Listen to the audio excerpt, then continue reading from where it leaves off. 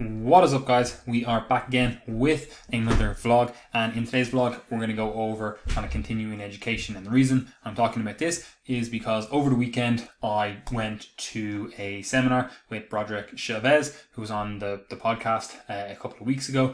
And in that seminar we went through kind of like power strength athletes, diet, nutrition stuff, training stuff, sports pharmacology stuff. It was a very interesting seminar. Got to meet a lot of people that I've interacted with online, coached before, or who follow Triage and stuff like that. So that's always nice. But yeah, it kind of got me thinking about this whole kind of continuing education and how people in the industry, whether you are a professional within the industry or you are someone that is looking to get fitter, healthier, whatever, you're not part of the actual industry, you are, we'll call it a consumer of the industry. You're looking to improve your health, body composition, fitness, performance, whatever.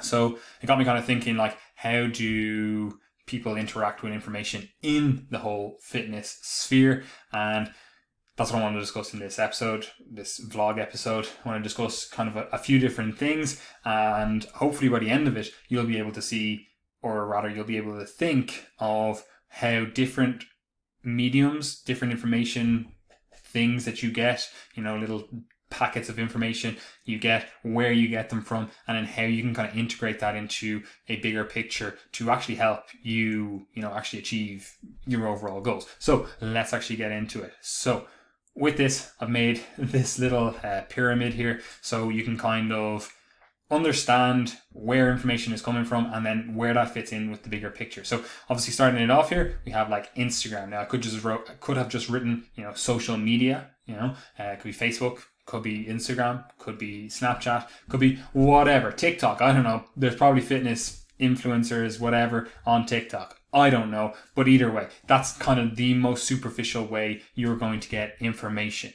right?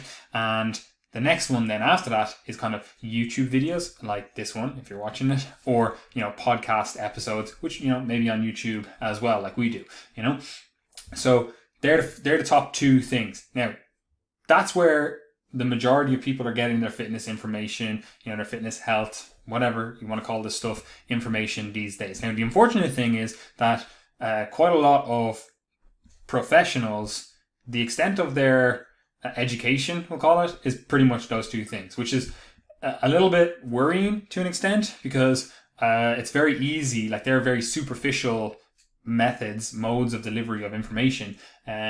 It's very easy for people to not actually understand the underlying principles, and rather they just understand methods. And that's kind of a dangerous place to be in, because you don't actually have a fuller understanding of the topics. And as a result, if someone comes to you and they're a little bit atypical, you're not actually able to help them because they don't fit into the mold that you've been presented with, and you only know that mold. You don't actually know the principle that was based on, but if you are just, your average person trying to get healthier, fitter, whatever, this is a great place to start. And this is probably realistically a lot of what you're going to be exposed to. And you probably don't need to go a huge amount deeper than this.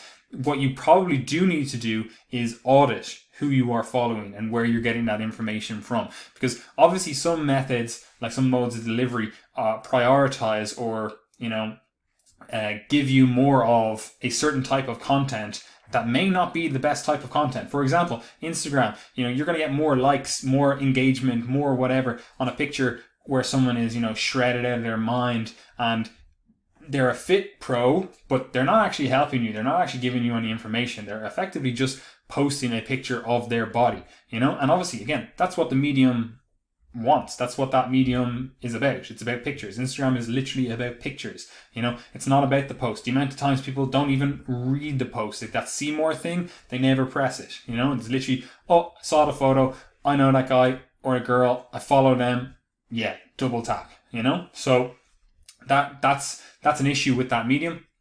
Facebook is all right, but the reach you can get on Facebook is not great. So while that used to be a good medium for giving out information, more nuanced information, because of the way the algorithm works now, it's a pretty terrible medium. You know, it's pretty much a pay to play system. Even if you have whatever 100k followers, you might not actually get to reach them with the information that you put out, because the algorithm doesn't show your content in their timeline anymore, because you're not willing to pay €50 a day to reach your followers, you know? So there's that. Same with YouTube and podcasts. Like most podcasts and most YouTube, it's more superficial. Like that's even what we're trying to do with our podcast, more our podcast and our YouTube videos. Like I don't think you can get across a very nuanced, subtle argument in a YouTube video or a podcast. Like you can talk through things a little bit deeper, but ultimately it's not the best medium to truly understand the content. It's great for engaging in the content because, you know, it's very easy to, you know, digest it. Like you can be listening to a podcast while you're in the gym, while you are cooking your food, while you are commuting, whatever. So it's really easy to get that information in and, you know, keep you thinking about that information overall. Same with YouTube videos. You could be eating, doing something else, whatever, you know, YouTube video on in the background. And obviously all of that stuff does help increase your overall education of all this health and fitness stuff, but that doesn't mean it's the best education method, you know, if you are truly looking to get a really nuanced understanding of the content. The next thing then we have in this pyramid is seminars. Now seminars are a bit of a strange one in that there's obviously, like, seminars is a broad category. This could be seminars that are like that certify you. These could be seminars of like those fit pros that are effectively just trying to monetize their engagement, if that makes sense. Like the following that they have, they're like, yeah, okay, cool, I'm going to do like a few seminars, and the actual content that's presented is not great, you know? So obviously the seminars thing, it can go either way. This is why, again, it's quite high on the superficiality, although obviously some seminars can be completely life-changing in terms of your perspective on health, fitness, whatever. And again, it depends on who you are, what you're trying to achieve, and what the overall objective is with your engagement with, you know, continuing education in this health and fitness sphere. Like if you are someone who is just looking to improve your health, body composition, fitness, like you may be able to find a seminar that is effectively shortcutting you to that goal, you know, in terms of they're giving you the nutrition information that you need, you know, presented in a very easy to understand way. You're able to put your hand up, ask questions, get that right there and then, and effectively have the plan of action that you need right there. Same with the training stuff. You're able to interact with it. You might be able to find a seminar that suits you with that. Same again, if you're a coach, if you are someone looking to get better at, you know, coaching people, understanding all that kind of stuff, you might be able to find a seminar that is effectively on that, on either how to coach people, how to get better results with people. Maybe it is a little bit of a deeper dive with certain topics, nutrition, training, you know, again, sports pharmacology, like I was at that seminar over the weekend, you know. And this is one of the things that I find a lot of people don't do, even if they are in the industry and trying to better themselves, because obviously with a seminar you have to invest. You have to both invest your time to go to the seminar, and you have to invest money likely to, you know, purchase tickets to that seminar, you know. So that is one of those things where it's like, okay, there's a bit of a barrier of entry, if I could speak, a barrier of entry to, you know, the seminars. And again, you don't know, they could be crap seminars, they could be, you know, not great content, especially if you're going to a seminar with someone that you are peripherally following. You're like, yeah, I kind of engage with their content sometimes, don't really know their overall thought process, but, you know, a few people I know are going, so I'm going to jump on that, you know. But the way I look at it, even if you just learn something or something piques your interest in terms of, you're like, okay, you know, I'm actually going to go off and research that a little bit more, you know, in depth. That's something that I didn't think of. That's a perspective that I didn't have. They're talking about a population I've never worked with. You know, you're going to find you get some bits of information from every seminar you go to. Like, we don't all have the same interests, even if we are in this health and fitness world. So you might be interested in a certain population or certain things within this whatever sphere, and someone else might have different interests, and they actually might help each other. You know, for example, you could be a powerlifter and you just love powerlifting, but you go to like a bodybuilding seminar, and then you realize you're like, okay, well actually the hypertrophy stuff that they're talking about may actually be able to benefit my powerlifting training because I need to move up a weight class or something like that, you know. So you're going to find little nuggets here and there, so much crossover. So seminars are great for that. They're also great for like socializing, because this is one of the things about if you're in the health and fitness world. This is why a lot of people in the health and fitness world do hang out on social media, because, you know, people will have jobs. Like, you might have a job, you might be an accountant or whatever, and you have other accountants in your office. But if you're like an online trainer, a personal trainer, like, there's not necessarily a congregating point for all of those people, you know. So social media fills that gap, and I'm sure it does in other industries as well, you know, where it's more of a lone industry. Like, you have to work out on your own, you have to do your own stuff. I'm sure there's other people doing the same thing on social media as personal trainers, strength coaches, etc. But seminars are a great way to connect with other people and, you know, get different perspectives. This is also something that, you know, at seminars you can be talking about the most random topics, and you actually build such an understanding of the people around you. Like, for example, I would have certain beliefs, political, religious, social, whatever, and like, you might be talking about that with people that coach people in a population that you haven't had an interaction with. You don't understand their needs, and as a result that might actually change your political, social, whatever beliefs, you know. And that's just at a seminar of like health and fitness stuff, you know. You don't really think of that when you're booking onto one of these things, you know. And that is something that I think a lot of people miss out on, because they're like, oh well, I'm not in that camp, so I'm not going to engage with that. But that is how you move on with the industry, with any industry, with all dialect or dialogue even. You actually have to engage with the other parties. You know, you can't just be like, all right, fucking you guys are all stupid, you know. And while, yeah, you can definitely have differences of opinion, like there is a melting pot type thing where you have to have those differences of opinion, and like different perspectives do help inform the conversation. And again, you're more than entitled to come away from that conversation and be like, that was the stupidest thing I've ever heard, or that was actually a great, you know, insight, but I don't agree with how they believe in tackling that issue. You know, again, health, fitness, whatever, could be politics, could be, you know, social issues, whatever, but actually engaging with individuals. That's one of the great things about seminars, because you are almost forced into that position. You know, at the breaks, sometimes people go to dinner afterwards, you know, whatever. It depends on the seminar, depends on who's there, whatever. And you get to interact with other people that have different perspectives, and that is always a, you know, mind expanding event. So obviously it fits into this kind of continuing education argument, because we've argued for it before, or not argued for it, we've discussed it before, that to be a good coach, you have to understand people, and the only way you can understand people is to actually engage with people. And yeah, you can read books about people's experiences and whatever else, but at the end of the day, like, talking to people is a quick fire way of getting to that point, right? So seminars, great for that. The next thing then is articles, websites. You could include books in this as well, but obviously this is another one, like the seminars, like the YouTube and podcasts. You know, it's kind of hard to ensure the quality of the information. Like, you could be engaging with articles, websites, and they could just be really disreputable websites, or have misinformation on them. You know, there's no kind of peer review to it, right? Like, people aren't going onto that website that are experts in the field and going, oh, you need to correct this, you need to correct this, I don't agree with this. And like, yeah, there might be a dialogue of that between individuals in certain forums or whatever, but quite often you as a consumer or even a coach, you might not know, you might not have the education background to actually decipher the information put in front of you, you know. And that's what we try to do on our website. We try to have like disclaimer thing, be like, if you do find information that, you know, you think is wrong, or you want further clarity on, or you don't think we've explained as well as we could, or whatever, like, contact us. That's what we want to do. We want to provide information on our website that can actually help people achieve their overall goals. You know, I don't care if you're like, I don't agree with this because of X, Y, and Z. If you can argue your point and you can give me points that'll make the article better or expand on something that I didn't think of, awesome. That only helps. It helps help the people that I'm trying to help, you know.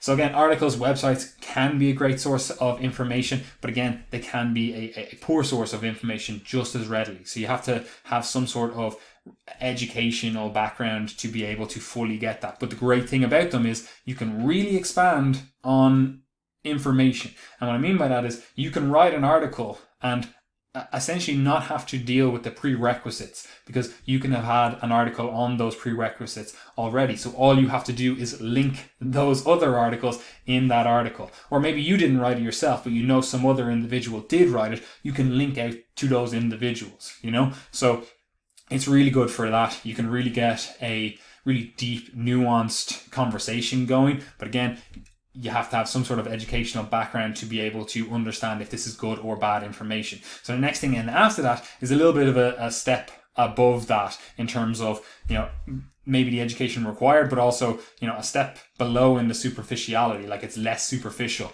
you know. Research reviews. Okay, so there's a lot of research reviews these days. I can't think of any off the top of my head, but you know, people are doing scientific research reviews from a business perspective. They have like great, you know, gurus or industry heads or whatever the fuck you want to call them, and they are contributing to research reviews. So that's a great way. If you are a busy coach, you are a busy individual that is interested in this health and fitness stuff, you know, again, maybe it's not your actual career or whatever, and you just want to keep up to date with the research. You know, you want to make sure you're doing the best practices. Your research reviews, reading those research reviews, great way to keep up to date with the practice. Now, obviously, these are based on the primary research. So if you are an individual that is like, I want to be at the cutting edge, I have some sort of educational background that allows me to really dig into this primary research, then that's obviously the foundation. Because all of the stuff that people talk about in research reviews, all the stuff that people talk about in their articles or websites, well, at least you would hope, people talk about in their seminars, their podcasts, their YouTubes, their Instagram, or whatever, effectively comes from the primary research. Now, I am in some, you know, ivory tower elitist or whatever, and says that primary research has to be, you know, in a scientific journal. Like I would argue that the primary research can also apply to someone that is in the trenches, you know, training people. If they're like, look, I notice this thing happens when we do X, Y, and Z, and I don't know why that happens, and I have this other research that may explain it from the actual scientific research. Like for me, I'm like, that's great. That actually informs the conversation. Now, again, it's hard to kind of get to grips with that information, because they obviously are going to have to either write an article, do a YouTube video or a podcast or a social media post or whatever on that to convey their point. So obviously it falls into other things, but like, I don't think there needs to be this ivory tower mentality where it's like, oh, well, if it's not, you know, in a paper, peer reviewed, X, Y, and Z, then let's not listen to it. Because quite frankly, there is quite a lot of shit research out there as well. So that system has its failures just as much as like anecdotal information has its failures, you know. So again, you do have to decipher that. But again, this comes back to, you have to have some sort of required educational background to be able to decipher this information and decide whether it is actually good or bad information, you know. So that's the pyramid. Now, again, wherever you are on that, wherever you fall in terms of, you know, what kind of level of detail you need to help you towards your health and fitness goals, there's obviously different things that you can do. So I just want to kind of go through a few things in terms of how you can move things along for you as an individual, right? So if you are trying to, you know, get better at all this health fitness stuff, if you're a professional, if you are a Gen Pop person just looking into it for your own, you know, needs, then there are a few different things that you can do. So what can you do to get better? First of all, you can follow accounts that give out information, right? And I said it earlier on, you should audit the people that you're following, right? So if you are following a load of individuals on Instagram, YouTube, whatever, and effectively they're just talking you through their life, which is again completely valid, if you do like that kind of content, or they're just posting pictures of their, you know, physique or their strength or whatever, then like that's not necessarily giving you the most informative content, because there are people out there that, you know, maybe they don't have as great a physique, maybe they aren't as strong, maybe whatever, but they're actually putting out information that is actually going to help you achieve your goals. Like they're giving out tips, tricks, you know, discussing research, discussing whatever, you know, there's loads of that out there. But again, because of the algorithms, they may not get a look in with these people with bigger followings, you know. So again, you do have to audit your circle, the people that you're following, whatever, if you are interested in that. And that's not to say that you can't follow someone that gives you a little bit of inspiration. You look at their physique or, you know, their strength or whatever it is, and you're like, man, that actually just inspires me to go to the gym and, you know, whatever, or their lifestyle. You know, maybe you're like, I want to have a Lambo. I want to be fucking in Vegas throwing big dollars around. Whatever it is, that's perfectly fine. But you should be able to audit your social media and be like, that's why I'm following that individual. And this is the information I'm getting from that, you know? And again, that does involve, you know, clarifying how, we'll say that, real or scientific that information is. Like, again, if it's just purely all anecdotal and there's no, you know, background to it and it's completely at odds with the overall research, then, you know, maybe it's not the best person to follow if you are trying to get results, you know. So you do have to keep that in mind. Again, watch YouTube videos. This is great. Again, like if you're really kind of get to grips with concepts that maybe someone mentioned in an Instagram post or whatever, you know, you can be like, okay, so they mentioned, I don't know, progressive overload. Don't really know what that means. So YouTube, progressive overload. Cool. All right. So actually, I understand that. That also goes into the other one of, like, you know, read articles and websites. Like, again, like progressive overload. Maybe you are, like, this isn't technically true. The visual learners and, you know, reading learners are not real effectively, but maybe you do find that you actually enjoy engaging with videos more than you enjoy engaging with, you know, articles or websites or whatever. So, you know, you might watch a video rather than read something on it. Whereas, you know, someone else might like to read someone. Like, I like to read something rather than watch a video on it, you know? So again, it depends on what you're actually interested in. But if you do, there's a concept someone talks about in an Instagram post, whatever, you know, YouTube video, cool. Engage with that. Perfect. I understand it a little bit better.